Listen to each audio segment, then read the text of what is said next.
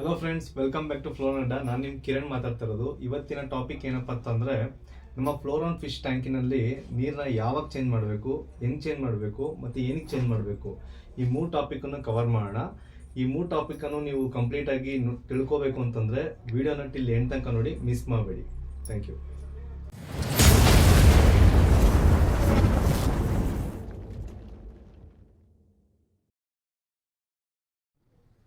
ನಮ್ಮ floor on fish ಟ್ಯಾಂಕಿನಲ್ಲಿ ವಾಟರ್ನ ಯಾವಾಗ ಚೇಂಜ್ ಮಾಡಬೇಕು ಅಂತಂದರೆ, ಎವ್ರಿ ವೀಕ್ 20-25% ವಾಟರ್ನ ತೆಗಿಬೇಕಾಗುತ್ತೆ. ಯಾಕೆ ತೆಗಿಬೇಕು ಅಂತಂದರೆ, ನೀವು ನಮ್ಮ ವಾಟರ್ ಟ್ಯಾಂಕಿನಲ್ಲಿ ನಮ್ಮ ಟ್ಯಾಂಕಲ್ಲಿರುವಂಥ ವಾಟರು ಫ್ಲೋ ಇರಲ್ಲ. ಆ ರೀಸನ್ಗೋಸ್ಕರ ಇವಾಗ ನೋಡಿ, ನದಿಯಲ್ಲಿ ಆಗಿರ್ಬೋದು, ಸಮುದ್ರದಲ್ಲಿ ಆಗಿರ್ಬೋದು, ಫ್ಲೋ ಇರುತ್ತೆ. ನಮ್ಮ ಟ್ಯಾಂಕಿನಲ್ಲಿ ಫ್ಲೋ ಇರಲ್ಲ. ನಾವು ಹಾಕಿರೋ ವಾಟ್ರು ಹಂಗೆ ಇರುತ್ತೆ. ನಾವು ಹೌದು ಏರೇಷನ್ ಯೂಸ್ ಮಾಡ್ತೀವಿ, ಜಸ್ಟ್ ಫಾರ್ ಆಕ್ಸಿಜನ್ ಪರ್ಪಸ್ ಅಷ್ಟೇ.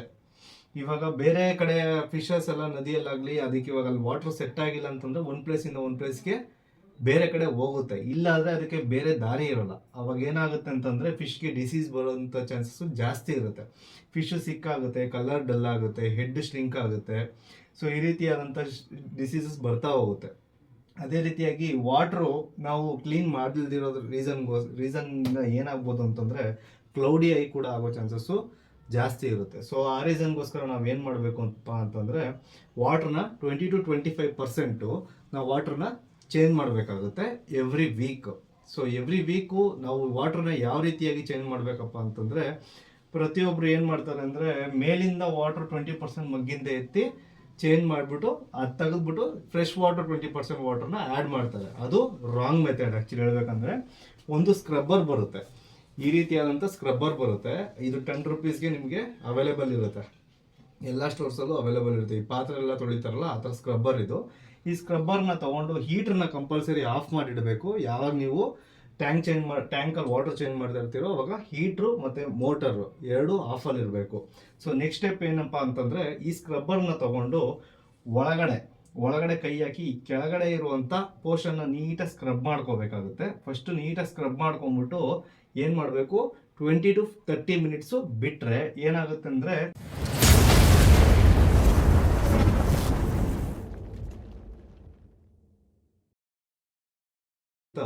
ಈ ಡಿಶ್ ಪಾರ್ಟಿಕಲ್ಸ್ ಎಲ್ಲ ಕೆಳಗಡೆ ಹೋಗಿ ಕುತ್ಕೊಳ್ಳುತ್ತೆ. ಸೊ ಕುತ್ಕೊಂಡಾದ್ಮೇಲೆ ನಾವೇನಪ್ಪ ಮಾಡಬೇಕು ಅಂತಂದರೆ, ಆ ಪೈಪಲ್ಲಿ ಹೆಂಗೆ ರಿಮೂವ್ ಮಾಡಬೇಕು ಅಂತ ಒಂದು 2-3 ಮೆಥಡ್ಸ್ ಇದೆ. ಲಾಸ್ಟಲ್ಲಿ ನಿಮ್ಗೆ ಎಕ್ಸ್ಪ್ಲೇನ್ ಮಾಡ್ತೀನಿ. ಸೊ ಫಸ್ಟ್ ಮೆಥಡು, ಈ ಥರ ಸ್ಕ್ರಬ್ ಮಾಡಿಕೊಂಡು ಎಲ್ಲ ಗಲೀಜೆಲ್ಲ ಕುತ್ಕೊಂಡ್ಮೇಲೆ ರಿಮೂವ್ ಮಾಡಬೇಕಾಗುತ್ತೆ. ಸೊ ಇವಾಗ ಎಷ್ಟು ಚೇಂಜ್ ಮಾಡಬೇಕು ಅಂತಂದರೆ, ಇಷ್ಟು ಕ್ವಾಂಟಿಟಿ ಚೇಂಜ್ ಮಾಡಬೇಕು. ಯಾವಾಗ ಚೇಂಜ್ ಮಾಡಬೇಕು? Weekly once 20-25%. ಮಿಸ್ ಮಾಡ್ದಿರ ಒಂದು 20-25% ಬಾಟಮ್ ಆಫ್ ದ ಟ್ಯಾಂಕ್, ಬಾಟಮಲ್ಲಿರುವಂಥ 20-25% ಆಫ್ ವಾಟರ್ನ ನೀವು ಚೇಂಜ್ ಮಾಡಬೇಕಾಗುತ್ತೆ. ಸೊ ಚೇಂಜ್ ಮಾಡಿ ನೀವು ಫ್ರೆಶ್ ವಾಟರ್ನ ಆ್ಯಡ್ ಮಾಡಬೇಕಾಗುತ್ತೆ. ಆ್ಯಂಡ್ ಯಾವುದೇ ಕಾರಣಕ್ಕೂ ನೀವು ಮೋರ್ ದೆನ್ 50% ವಾಟರ್ನ ಚೇಂಜ್ ಮಾಡಬಾರ್ದು. ಮೋರ್ ದೆನ್ 50% ವಾಟರ್ನ ಚೇಂಜ್ ಮಾಡಿದ್ರೆ ಏನಾಗುತ್ತಪ್ಪ ಅಂದರೆ, ಈ ಫಿಶ್ಗೆ ಬೇಕಾಗಿರುವಂಥ ಬ್ಯಾಕ್ಟೀರಿಯಾ ಎಲ್ಲ ಫಾರ್ಮ್ ಮಾಡಿ ಅದು ಇಟ್ಕೊಂಡಿರುತ್ತೆ. ಸೊ ನಾವು ಯಾವಾಗ ಸಡನ್ನಾಗಿ ಫ್ರೆಶ್ ವಾಟರ್ ಆ್ಯಡ್ ಮಾಡಿಬಿಡುತ್ತೀವಿ, ಅಕಸ್ಮಾತ್ ನೀವು ಮೋರ್ ದೆನ್ 50% ವಾಟರ್ ಚೇಂಜ್ ಮಾಡಬೇಕಾಗಿದ್ರೆ ಏನು ಮಾಡಬೇಕಪ್ಪ ಅಂದರೆ, ಓಲ್ಡ್ ವಾಟ್ರು ಅಂದರೆ ನೀವು ಸ್ಟೋರ್ಡ್ ವಾಟರ್ ಯಾವ್ದಾದ್ರು ಇಟ್ಕೊಂಡಿದ್ರೆ, ಲೈಕ್ ಸ್ಟೋರ್ಡ್ ಮಾಡಿ ಒಂದು 1 ವೀಕ್, 15 ಡೇಸು, 10 ಡೇಸ್ ಈ ಥರ ಸ್ಟೋರ್ ಮಾಡಿರುವಂಥ ವಾಟರ್ನ ಬೇಕಾದ್ರೆ ನೀವು ಆ್ಯಡ್ ಮಾಡ್ಬೋದು. ಯಾವುದೇ ಕಾರಣಕ್ಕೂ ಫ್ರೆಶ್ ವಾಟರ್ ಬೋರ್ವೆಲ್ಲಿಂದ ಅಥವಾ ಎಲ್ಲಿಂದ ನಾವು ಫ್ರೆಶ್ ವಾಟರ್ ಬರುತ್ತಲ್ಲ, ಆ ಫ್ರೆಶ್ ವಾಟರ್ನ ಆ್ಯಡ್ ಮಾಡಿದ್ರೆ ತಿರ್ಗಾ ಫಿಶ್ಗೆ ಸೆಟಲ್ಡ್ ಆಗೋಕ್ಕೆ ಟೈಮ್ ತೊಗೊಳುತ್ತೆ. ಅದೇ ರೀತಿಯಾಗಿ ಓವರ್ ಸ್ಟ್ರೆಸ್ ಆಗುತ್ತೆ ಫಿಶ್ಗೆ, ತಿರ್ಗಾ ಆಮೇಲೆ ಸೆಟಲ್ ಆಗಿ ತುಂಬ ಟೈಮ್ ತೊಗೊಳುತ್ತೆ. ಸೊ ಆ ರೀಸನ್ಗೋಸ್ಕರ ನಾವು ಮೋರ್ ದೆನ್ 50% ವಾಟರ್ನ ಯಾವುದೇ ಕಾರಣಕ್ಕೂ ಚೇಂಜ್ ಮಾಡಬಾರ್ದು. ಸೊ 25% ವಾಟರ್ನ ಮಾತ್ರ ಚೇಂಜ್ ಮಾಡಬೇಕಾಗುತ್ತೆ ವೀಕ್ಲಿ ಒನ್ಸು. ಅದೇ ರೀತಿಯಾಗಿ ಏನಪ್ಪ, ಬರೀ ಟ್ಯಾಂಕ್ ಫುಲ್ಲು ಹಂಗೆ ಬಿಟ್ಬಿಡೋಕ್ಕಾಗುತ್ತೆ? ವೀಕ್ಲಿ ಚೇಂಜ್ ಮಾಡ್ಕೊಂಡಿದ್ರೆ ನಾವು ಯಾವಾಗ ತಿರ್ಗಾ ಟ್ಯಾಂಕ್ ಫುಲ್ಲು ಕ್ಲೀನ್ ಮಾಡೋದು ಅಂತ ಕೇಳ್ಬೋದು. ನೀವು ಯಾವುದೇ ಕಾರಣಕ್ಕೂ 100% ವಾಟ್ರನ್ನ ತೆಗೆದು ಟ್ಯಾಂಕ್ ಎಲ್ಲ ಶಿಫ್ಟ್ ಮಾಡಿಕೊಂಡು ಫಿಶ್ನ ಒಂದು ಬಕೆಟ್ಗೆ ಹಾಕಿ ಈ ಥರ ಚೇಂಜ್ ಮಾಡೋಕ್ಕೆ ಹೋಗ್ಬಾರ್ದು. ಆ ಥರ ಚೇಂಜ್ ಮಾಡೋದೇ ಇದ್ದರೆ ನಿಮಗೆ ಫಿಶ್ಶು ಫುಲ್ಲು ಅನ್ಹೆಲ್ತಿಯಾಗಿ ಫಿಶ್ ಏನಾಗ್ಬಿಡುತ್ತೆ ಅಂದರೆ, ಡೆತ್ ಆಗೋ ಚಾನ್ಸಸ್ ಕೂಡ ಇರುತ್ತೆ. ಆ್ಯಂಡ್ ನೀವು ಕೇಳ್ಬೋದು, ಸಡನ್ ನಾನು ಫ್ರೆಶ್ ವಾಟರ್ ಎಲ್ಲ ಹಾಕ್ತೀನಪ್ಪ ಏನಾಗುತ್ತೆ? ಅದರಲ್ಲಿ ಕ್ಲೋರಿನ್ ಇರುತ್ತೆ. ಕ್ಲೋರಿನ್ ಅಷ್ಟು ಈಸಿಯಾಗಿ ರಿಮೂವ್ ಆಗಲ್ಲ. ಸೊ ಆ ರೀಸನ್ಗೋಸ್ಕರ ನಾವೇನು ಹೇಳ್ತಾ ಇರೋದು ಅಂದರೆ, ಕ್ಲೋರಿನ್ ಇದ್ದರೆ ಫಿಶ್ ಇಮಿಡಿಯೇಟಾಗಿ ಡೆತ್ ಆಗಿಬಿಡುತ್ತೆ. ವಿತಿನ್ 24 hours ಡೆತ್ ಆಗೋ ಚಾನ್ಸಸ್ಸು ಇರುತ್ತೆ. ಸೊ ಆ ರೀಸನ್ಗೋಸ್ಕರ ನಾವೇನು ಹೇಳೋದು ಅಂದರೆ, stored water, old water 10 to 15 days old ಆಗಿರೋ ವಾಟ್ರು ನೀವು ಯೂಸ್ ಮಾಡ್ಬೋದು. ಹೌದು, ನೀವು ಇವಾಗ ಟ್ಯಾಂಕ್ನ ಯಾವಾಗ ಫುಲ್ಲು ಟ್ಯಾಂಕ್ನ ನಾವು ವಾಟರ್ನ ಚೇಂಜ್ ಮಾಡಬೇಕು, ಯಾವಾಗ ಫುಲ್ಲು ಕ್ಲೀನ್ ಮಾಡಿಕೊಂಡು ನಾವು ಯಾವಾಗ ಚೇಂಜ್ ಮಾಡಬೇಕು ವಾಟರ್ ಅಂತಂದರೆ 2 months ಒನ್ಸ್, 2 ತಿಂಗಳಿಗೆ ಒಂದ್ಸಲ ನೀವು ಮಾತ್ರ ಎಲ್ಲ ಟ್ಯಾಂಕ್ನ ಎಲ್ಲ ಫುಲ್ಲು ಕ್ಲೀನ್ ಮಾಡಿಕೊಂಡು ನೀವು ಬೇಕಿದ್ರೆ ಅವಾಗ ಚೇಂಜ್ ಮಾಡ್ಬೋದು. ಅದು ಓನ್ಲಿ 70 to 75% ವಾಟರ್ ಮಾತ್ರನೇ. 70 to 75% ವಾಟರ್ ರಿಮೂವ್ ಮಾಡಿ ನೀಟಾಗೆಲ್ಲ ಸ್ಕ್ರಬ್ಬರಿಂದ ಸ್ಕ್ರಬ್ ಮಾಡ್ಕೊಳ್ಳಿ. ಆಮೇಲೆ ಆ ವಾಟರ್ನ ರಿಮೂವ್ ಮಾಡಿ ತಿರ್ಗಾ ಓಲ್ಡ್ ವಾಟರ್ ಮಾತ್ರನೇ ಆ್ಯಡ್ ಮಾಡಬೇಕು. ಯಾವುದೇ ರೀತಿಯಾದಂಥ ಫ್ರೆಶ್ ವಾಟರ್ನ ಆ್ಯಡ್ ಮಾಡುವಂತಿಲ್ಲ. ಆ್ಯಂಡ್ ಅದೇ ರೀತಿಯಾಗಿ ನೀವು ಕ್ಲೀನ್ ಮಾಡಬೇಕಾದ್ರೆ ಯಾವುದೇ ಥರದಂಥ ಡಿಟರ್ಜೆಂಟ್ ಆಗಲಿ, ಆಮೇಲಿಂದ ಈ ಪೌಡ್ರುಗಳು, ಸೋಪ್ ಪೌಡ್ರು ಅದು ಇದು ಎಲ್ಲ ಹಾಕಿ ಸಬ್ಬಿನ ಎಲ್ಲ ಹಾಕಿ ಕ್ಲೀನ್ ಮಾಡಬಾರ್ದು. ಅದು ತುಂಬ ಇಂಪ್ಯಾಕ್ಟ್ ಆಗುತ್ತೆ ಫಿಶಸ್ಗೆ. ಆ್ಯಂಡ್ ಅದು ಕೆಮಿಕಲ್ಸ್ ಇರೋದ್ರಿಂದ ಫಿಶು ಡೆತ್ ಆಗೋ ಚಾನ್ಸಸ್ಸು ಜಾಸ್ತಿ ಇರುತ್ತೆ. ಆ್ಯಂಡ್ ನಾವು ವಾಟರ್ ಚೇಂಜ್ ಮಾಡಿಲ್ಲ ಅಂತಂದರೆ ಏನು ಪ್ರಾಬ್ಲಮ್ಸ್ ಆಗುತ್ತೆ ಅಂದರೆ, ಈ ಫಿಶಲ್ಲಿ ನಮಗೆ ಕಾಣಿಸ್ದೇ ಇಲ್ದಿರುವಂಥ ಪಾರ್ಟಿಕಲ್ಸು ಇರುತ್ತೆ. ಈಗ ಫಿಶಸ್ ನೋಡಿ ಪೂಪ್ಸ್ ಮಾಡಿರುತ್ತೆ, ಇಲ್ಲೆಲ್ಲ ಗಲೀಜಿರುತ್ತೆ. ಸೊ ಅದೆಲ್ಲ ಹಂಗೆ ಕುತ್ಕೊಂಡಿರಲ್ಲ. ಸೊ ಡೇ ಬೈ ಡೇ ಏನಾಗುತ್ತೆ ಅಂದರೆ ಸ್ಮ್ಯಾಶ್ ಆಗಿಬಿಟ್ಟು ನಮ್ಮ ವಾಟರ್ ಏನಾಗುತ್ತೆ ಫಾಗಿ ಆಗುತ್ತೆ. ನಿಮಗೆ ನೋಡ್ಬೋದು, ನಿಮಗೆ ಕ್ಲಾರಿಟಿ ಕಾಣಿಸಲ್ಲ ಫಿಶಲ್ಲಿ.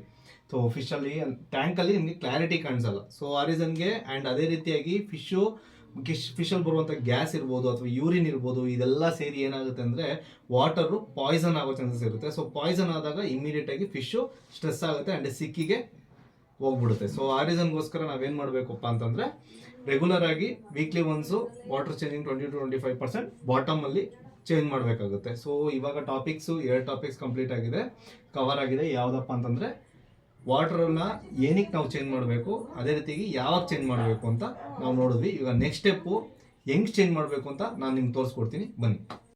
ಸೊ ನಾನು ಫಸ್ಟೇ ಹೇಳ್ದಂಗೆ ಕ್ಲೀನ್ ಮಾಡೋಕ್ಕೂ ಮುಂಚೆ ಹೀಟರ್ ಮತ್ತು ಮೋಟರ್ ಎರಡೂ ಆಫಲ್ಲಿ ಇರಬೇಕಾಗುತ್ತೆ. ಸೊ ಆಫಲ್ಲಿ ಏನಕ್ಕೆ ಇರಬೇಕಪ್ಪ ಅಂತಂದರೆ, ನಿಮ್ಮ ವಾಟರ್ ಲೆವೆಲ್ ಕಡಿಮೆ ಆಗ್ತಾ ಇದ್ದಂಗೆ ಹೀಟ್ರಿಗೆ ಅದು ಲೆವೆಲ್ ಕಡಿಮೆ ಆಗುತ್ತೆ. ಸೊ ಆವಾಗ ಹೀಟರ್ ಬರ್ಸ್ಟ್ ಆಗೋ ಚಾನ್ಸಸ್ಸು ಜಾಸ್ತಿ ಇರುತ್ತೆ. ಸೊ ಆ ರೀಸನ್ಗೆ ನಾವು ಹೀಟರ್ ಮತ್ತು ಮೋಟರ್ ಎರಡೂ ಆಫ್ ಮಾಡಿದ್ರೆ ತುಂಬ ಒಳ್ಳೆಯದು. ಮೋಟ್ರ್ ಏನಕ್ಕಪ್ಪ ಆಫ್ ಮಾಡಬೇಕಂತಂದರೆ, ನೀವು ಸ್ಕ್ರಬ್ ಮಾಡ್ತಾ ಇರಬೇಕಾದ್ರೆ ಕೆಳಗಡೆ ಇರುವಂಥ ಡಸ್ಟ್ ಪಾರ್ಟಿಕಲ್ಸು ಎದ್ದೇಳ್ತಾ ಇರುತ್ತೆ. ಎದ್ದಾಗ ತಿರ್ಗಾ ಮೋಟ್ರು ಅದನ್ನು ತಿರ್ಗಾ ಸರ್ಕ್ಯುಲೇಟ್ ಮಾಡಿ ತಿರ್ಗಾ ವಾಟರ್ ಫುಲ್ಲು ಸ್ಪ್ರೆಡ್ ಮಾಡಿಬಿಡುತ್ತೆ. ಸೊ ಆ ರೀಸನ್ಗೆ ಎರಡೂ ಆಫ್ ಮಾಡಬೇಕಾಗುತ್ತೆ. ಬನ್ನಿ, ಇವಾಗ ನಾನು ಈ ಸ್ಕ್ರಬ್ಬರ್ ಮುಖಾಂತರ ಯಾವ ರೀತಿಯಾಗಿ ನಾವು ಕೆಳಗಡೆ ಎಲ್ಲ ಸ್ಕ್ರಬ್ ಮಾಡಿ ಹೆಂಗೆ ಕ್ಲೀನ್ ಮಾಡೋದಂತ ತೋರಿಸ್ಕೊಡ್ತೀವಿ. ಸೊ ಕೆಳಗಡೆ ನಿಮಗೆ ಈ ಥರ ಅದು ಪೂಪ್ಸ್ ಆಗಿರ್ಬೋದು, ಡಸ್ಟ್ ಆಗಿರ್ಬೋದು ಎಲ್ಲ ಕುತ್ಕೊಂಡಿರುತ್ತೆ. ಸೊ ಅದನ್ನೆಲ್ಲ ನೀಟಾಗಿ ಈ ಥರ ಸ್ಕ್ರಬ್ ಮಾಡಿಕೊಂಡ್ರೆ ನೋಡಿ, ಈ ಥರ ಸ್ಕ್ರಬ್ ಮಾಡ್ಕೋಬೇಕು ಅಷ್ಟೇ, ಇನ್ನೇನಿಲ್ಲ. ಈ ಸ್ಪಾಂಜ್ನ ಫಸ್ಟು ರಿಮೂವ್ ಮಾಡ್ಕೊಂಬಿಡಿ. ಸ್ಪಾಂಜ್ ರಿಮೂವ್ ಮಾಡ್ಕೊಂಡು ಸ್ಪಾಂಜ್ನ ಕ್ಲೀನ್ ಮಾಡ್ಕೊಳ್ಳಿ ಅಷ್ಟೇ. ಈ ಥರ ಸ್ಕ್ರಬ್ ಮಾಡಿಕೊಂಡ್ರು ಒಂದು 20 minutes ಬಿಟ್ಟರೆ ಎಲ್ಲ ಕೆಳಗಡೆ ಹೋಗಿ ಕುತ್ಕೊಳ್ಳುತ್ತೆ. 20 minutes ಬಿಟ್ಟರೆ ಎಲ್ಲ ಕೆಳಗಡೆ ಹೋಗಿ ಕುತ್ಕೊಳ್ಳುತ್ತೆ. ನೋಡಿ, ಈ ಥರ ನೀಟಾಗಿ ಸ್ಕ್ರಬ್ ಮಾಡಿಕೊಂಡ್ರೆ ಆಯಿತು.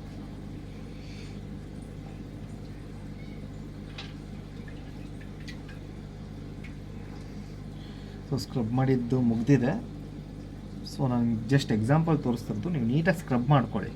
ನಿಮ್ಮ ಟ್ಯಾಂಕ್ ಫುಲ್ ಕಂಪ್ಲೀಟಾಗಿ ಸ್ಕ್ರಬ್ ಮಾಡಿಕೊಂಡು ಒಂದು 20 minutes ಬಿಟ್ಬಿಡಿ. ವಾಟರ್ ರಿಮೂವ್ ಮಾಡೋದು 2-3 ಥರದಂಥ ಮೆಥಡನ್ನ ನಾನು ಇವತ್ತು ಟೀಚ್ ಮಾಡ್ತಾ ಇದ್ದೀನಿ. ಇವತ್ತು ಇವಾಗ ನಾವು ಏನು ಮಾಡ್ತಾ ಇದ್ದೀವಿ ಅಂದರೆ, ನಾರ್ಮಲ್ ಆಗಿ ಪೈಪ್ನ ಒಳಗಡೆ ಹಾಕ್ಬಿಟ್ಟು ಬಾಯಿಂದ ಸಕ್ ಮಾಡಿ ಆಚೆ ವಾಟರ್ ತೆಗಿತಾ ಇದ್ದೀವಿ. ಇದು ರಾಂಗ್ ಮೆಥಡು. ಇವಾಗ ನಾವು ಆ ಥರ ಮಾಡೋದ್ರಿಂದ ಏನಾಗುತ್ತೆ ಅಂದರೆ, ಇದರಲ್ಲಿರುವಂಥ ಬ್ಯಾಕ್ಟೀರಿಯಾ, ಫಂಗಸ್ಸು ನಮಗೆ ಇಂಪ್ಯಾಕ್ಟ್ ಆಗುತ್ತೆ, ನಮಗೆ ಇನ್ಫೆಕ್ಷನ್ ಆಗೋ ಚಾನ್ಸಸ್ ಜಾಸ್ತಿ ಇರುತ್ತೆ. ಸೊ ಆ ರೀಸನ್ನಿಂದ ನಾವೇನು ಮಾಡಬೇಕಪ್ಪ ಅಂತಂದರೆ, ಈ ಥರ ಒಂದು 2 ಅಡಿ ಪೈಪ್ ತೊಗೊಂಡು, ಅಂದರೆ ನಿಮ್ಮ ಕನ್ವೀನಿಯೆಂಟು, ಲೈಕ್ ನಿಮಗೆ ಎಷ್ಟು ಲೆಂತ್ ಇರೋ ಪೈಪ್ ಬೇಕಾಗುತ್ತೋ ಅದ್ರ ಮೇಲೆ ಡಿಪೆಂಡ್ ಆಗುತ್ತೆ. ಆ ಥರ ತೊಗೊಂಡು ಈ ಪೈಪಿನಲ್ಲಿ ನಾವು ಒಂದು ಜಗ್ ವಾಟರ್ ತೊಗೊಂಡು ಯಾವುದಾದ್ರು ಒಂದು ಎಡ್ಜಿಗೆ ನಾವು ಈ ಥರ ವಾಟರ್ ಹಾಕಬೇಕಾಗುತ್ತೆ.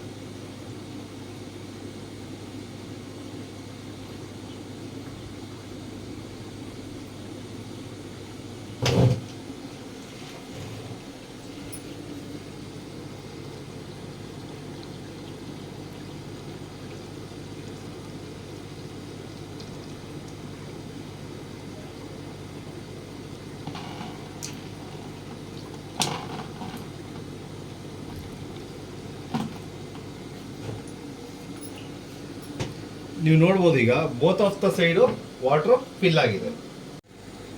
ಈ ರೀತಿ ನಾವು ಲೆವೆಲ್ ಆಗಿ ವಾಟರ್ ಫಿಲ್ ಮಾಡ್ಕೊಂಡಾದ್ಮೇಲೆ ನಾವೇನು ಮಾಡ್ತೀವಿ ಅಂದರೆ, ಒಂದು ಎಡ್ಜ್ನ ಟ್ಯಾಂಕ್ ಒಳಗಡೆ ಹಾಕಿ, ಆಲ್ಟರ್ನೇಟಿವ್ಲಿ ಇಮಿಡಿಯೇಟ್ ಆಗಿ ಇನ್ನೊಂದು ಎಡ್ಜ್ನ ನಾವು ಟಬ್ ಒಳಗಡೆ ಹಾಕ್ತಾ ಇದೀವಿ. ಓಕೆನಾ? ಬನ್ನಿ ಚೆಕ್ ಮಾಡೋಣ.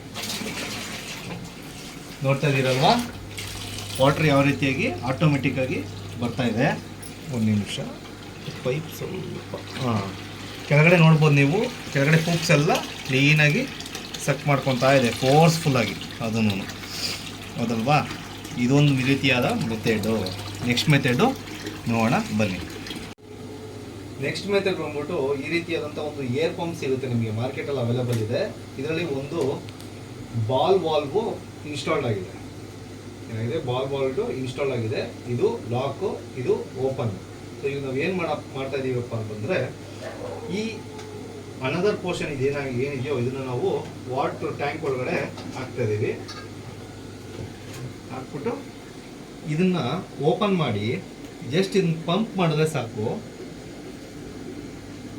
ಒಳಗಡೆ ಇರುವಂಥ ವಾಟ್ರು, ಟ್ಯಾಂಕಲ್ಲಿರುವಂಥ ವಾಟ್ರು ಈಸಿಯಾಗಿ ಆಚೆ ಬಂದ್ಬಿಡುತ್ತೆ. ನಿಮ್ಗೆ ನೋಡ್ಬೋದು ನೀಟಾಗಿ ಪೂಪ್ಸ್ ಎಲ್ಲ ನೀಟಾಗಿ ಎಳ್ಕೊತಾ ಇದೆ ನೋಡಿ, ಕಾಣಿಸ್ತಾ ಇದೆಯಾ. ನೆಕ್ಸ್ಟು ಬಂದ್ಬಿಟ್ಟು ಇನ್ನೊಂದು ಸಿಸ್ಟಮ್ ನಾವು ಫಾರ್ಮಲ್ಲಿ ಮಾಡ್ಕೊಂಡಿರೋದು ಏನಂದರೆ, ಇದೊಂದು ಬಾಲ್ ವಾಲ್ವು. ಇದು ನಿಮಗೆ ಹಾರ್ಡ್ವೇರ್ ಶಾಪಲ್ಲಿ ಅವೈಲೇಬಲ್ ಸಿಗುತ್ತೆ.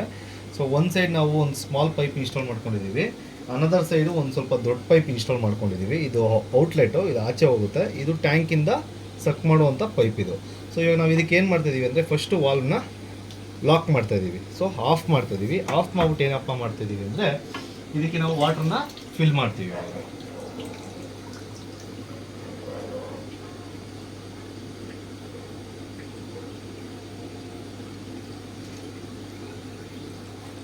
ನೋಡ್ಬೋದು ನೀವು, ವಾಟ್ರ್ ಇವಾಗ ಫುಲ್ ಆಗಿದೆ, ಹೌದಲ್ವಾ. ಇವಾಗ ಏನು ಮಾಡ್ತಿದ್ದೀವಪ್ಪ ಅಂತಂದರೆ, ಈಗ ಫುಲ್ ಆಗಿದೆಯಲ್ಲ ವಾಟ್ರು, ಇವಾಗ ನಾವು ಈ ಎಡ್ಜ್ನ ತೊಗೊಂಡೋಗಿ ಟ್ಯಾಂಕ್ ಒಳಗಡೆ ಹಾಕ್ತಾಯಿದ್ದೀವಿ. ಟ್ಯಾಂಕ್ ಒಳಗಡೆ ಹಾಕಿದ ತಕ್ಷಣ ವಾಲ್ನ ನಾನು ಆನ್ ಮಾಡ್ತಾಯಿದ್ದೀನಿ. ಸೊ ಆನ್ ಮಾಡಿದ ತಕ್ಷಣ ಏನಪ್ಪ ಆಗುತ್ತೆ ಅಂದರೆ, ಇಮ್ಮಿಡಿಯೇಟಾಗಿ ವಾಟರು ಎಕ್ಸಿಟ್ ಆಗೋಕ್ಕೆ ಸ್ಟಾರ್ಟ್ ಆಗುತ್ತೆ. ನೀವು ನೋಡ್ತಾ ಇರ್ಬೋದು ಎಷ್ಟು ಫೋರ್ಸ್ಫುಲ್ಲಾಗಿ ವಾಟ್ರು ಈಸಿಯಾಗಿ ಆಚೆ ಬರ್ತಾ ಇದೆ. ಅದೇ ರೀತಿಯಾಗಿ ನೀವು ಇವಾಗ ಬೇರೆ ಟ್ಯಾಂಕಿಗೆ ಶಿಫ್ಟ್ ಮಾಡಬೇಕು ಅಂದರೆ, ನೀವು ತಿರ್ಗಾ ಇನ್ನೊಂದ್ಸಲ ಆ ಥರ ಮಾಡೋ ನೆಸೆಸಿಟಿ ಇಲ್ಲ. ಜಸ್ಟ್ ಈ ವಾಲ್ನ ಹಿಂಗೆ ಆಫ್ ಮಾಡಿ ನೋಡಿ. ಇವಾಗ ನಾನು ಬೇರೆ ಟ್ಯಾಂಕಿಗೆ ಶಿಫ್ಟ್ ಮಾಡ್ತಾಯಿದ್ದೀನಿ. ಬೇರೆ ಟ್ಯಾಂಕಿಗೆ ಶಿಫ್ಟ್ ಮಾಡಿ ತಿರ್ಗಾ ಜಸ್ಟ್ ಈ ವಾಲ್ವ್ನ ನಾನು ಹಿಂಗೆ ಆನ್ ಮಾಡಿದ್ರೆ ಸಾಕು, ನೀಟಾಗಿ ತಿರ್ಗಾ ಪೂಪ್ಸ್ ಎಲ್ಲ ನೀಟಾಗಿ ನೋಡಿ ಎಷ್ಟು ನೀಟಾಗೆಲ್ಲ ಔಟ್ಸೈಡ್ ಬಂದುಬಿಡುತ್ತೆ. ಸೊ ಇದು ಇನ್ನೊಂದು ಮೆಥಡ್ ಆಗಿರುತ್ತೆ. ತುಂಬ ಈಸಿ ಮೆಥಡ್ ಇದೆಲ್ಲ. ಇದನ್ನು ಈ ಸಿಸ್ಟಮ್ ನೀವು ಒಂದು ಸಲ ಮಾಡಿಕೊಂಡ್ರೆ ಸಾಕು. ಸೊ ಇವತ್ತಿನ ವಿಡಿಯೋದಲ್ಲಿ ನಾವು ವಾಟ್ರನ್ನ ಯಾವಾಗ ಚೇಂಜ್ ಮಾಡಬೇಕು, ಹೆಂಗೆ ಚೇಂಜ್ ಮಾಡಬೇಕು, ಏನಕ್ಕೆ ಚೇಂಜ್ ಮಾಡಬೇಕು ಅಂತ 3 ಟಾಪಿಕ್ನ ಕಂಪ್ಲೀಟ್ ಮಾಡಿಕೊಟ್ಟಿದ್ದೀನಿ. ಎಲ್ರಿಗೂ ಇದು ನೀಟಾಗಿ ಅರ್ಥ ಆಗಿದೆ ಅಂತ ಅಂದ್ಕೊತೀನಿ. ಅಕಸ್ಮಾತ್ ನಿಮ್ಗೆ ಇದರಲ್ಲಿ ಏನೋ ಡೌಟ್ಸ್ ಇತ್ತು ಅಂದರೆ ಕಮೆಂಟಲ್ಲಿ ತಿಳಿಸಿ, ಅಥವಾ ನನ್ನ ವಾಟ್ಸಪ್ ನಂಬರ್ನ ನಾನು ಡಿಸ್ಕ್ರಿಪ್ಷನಲ್ಲಿ ಹಾಕಿರ್ತೀನಿ. ಲಿಂಕ್ ಕೂಡ ಅದರಲ್ಲಿ ಇರುತ್ತೆ, ಕಾಲ್ ಕೂಡ ಮಾಡ್ಬೋದು. ಅದೇ ರೀತಿಯಾಗಿ ನಿಮ್ಗೆ ಏನೇ ಡೌಟ್ಸ್ ಇದ್ದರೂ ಕೂಡ ನನ್ನ ಕಾಂಟ್ಯಾಕ್ಟ್ ಮಾಡಿ, ನಾನು ನಿಮಗೆ ಹೆಲ್ಪ್ ಮಾಡೋಕ್ಕೆ ರೆಡಿ ಇರ್ತೀನಿ. ಇದೇ ರೀತಿಯಾಗಿ ಇನ್ಫಾರ್ಮೇಟಿವ್ ವೀಡಿಯೋಸು ನಿಮಗೆ ಬೇಕಾಗಿದ್ದರೆ ದಯವಿಟ್ಟು ಸಬ್ಸ್ಕ್ರೈಬ್ ಮಾಡಿ, ಲೈಕ್ ಮಾಡಿ, ಶೇರ್ ಮಾಡಿ. Thank you.